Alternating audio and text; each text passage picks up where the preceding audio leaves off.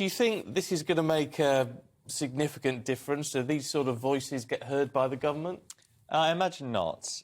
First of all, because these are primarily sort of public sector workers, and the actual constraints on what the government can spend on public services at the moment are understandably quite tight, especially as taxes are already at a 70-odd-year high, and the Chancellor is concerned about paying off the debt interest. But also because the government has not necessarily always had the best relationship with the unions, and it's also hoping to avoid a 70s-style wage price spiral. Essentially, the inflation that we're experiencing at the moment is temporary. It's caused by supply bottlenecks largely, and also large spending on governments over the last 2 years. And the government's hoping that that could be sort of wrung out of the system.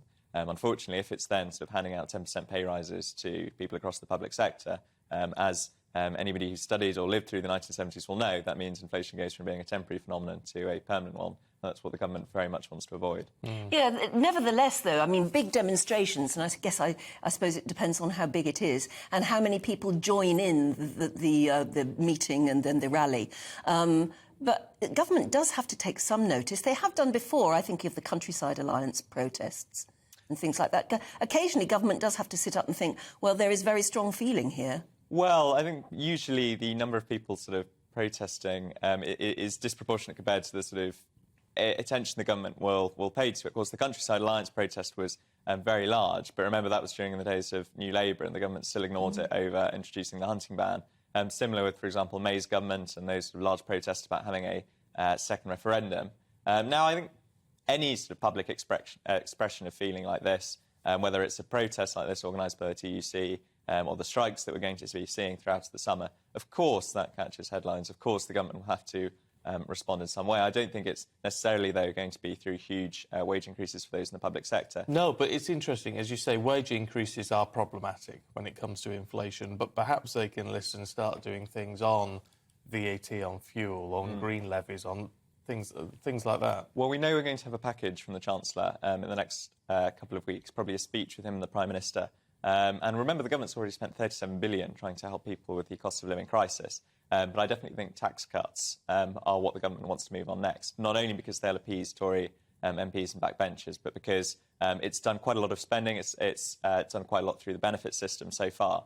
So I believe tax cuts will be what the government will do next to show it's taking action on the cost of living. And I mean, on that issue of helping those who are sort of constrained by pay at the moment, especially in the public sector, my girlfriend's a teacher. She's only 3 years older than me. I'm sorry to say her. But I'd certainly be happy to have her see a pay rise.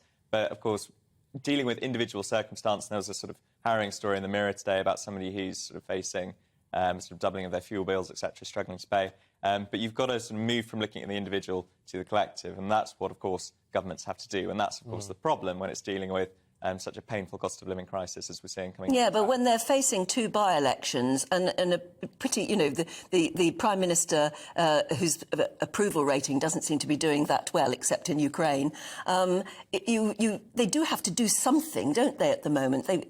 You say they can't care about the individual, they can only look at it en masse, but they've got to show a more caring attitude, otherwise they're just going to be dismissed as the nasty Tories again, aren't they? Well, I think that's the thing, as I say, the government has spent or at least it's committed £37 billion so far to tackling cost of living crisis. But clearly that hasn't got through to the public. And if people don't know, and if the government hasn't communicated properly what help is out there and how to get it to the people who need it, then when people are seeing price rises at the pump, when they're seeing price rises in the supermarkets, etc., they are going to feel like the government isn't on their side. You know, this is a government that, in one shade or another, under one Prime Minister or another, has been in power for 12-odd years. And I can certainly see if people are going to have a summer sort of devoted to discontent and unhappiness over the cost of living crisis, then, yeah, the old arguments about the nasty Tories being back will soon rear their heads.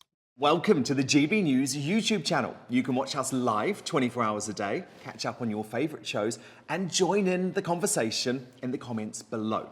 Don't forget to subscribe and you'll never miss any of our exclusive content.